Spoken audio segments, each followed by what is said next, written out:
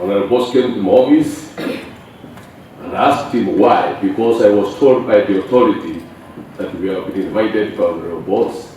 Speaker, I asked the authority concerned, and they said it's not Honorable. It is high time that we give Honorable to clear, to defend himself. What they say? Honorable Speaker, yesterday I wrote in our group in 71 that I am threatened, Honorable Speaker.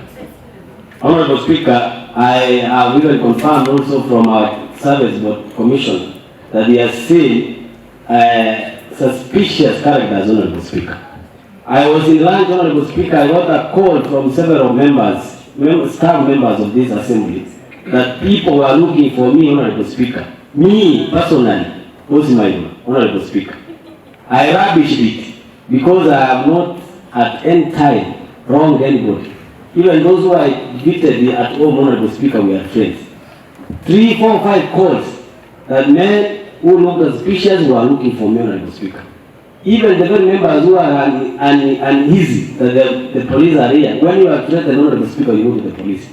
That is the only person who can protect you.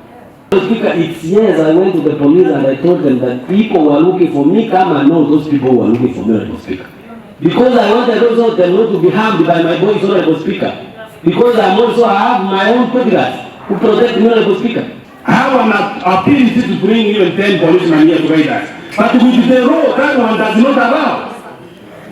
If we allow one of our members to bring all the police officers from Kisi County in the name of guarding that leader or that member, then we are out of order on this house.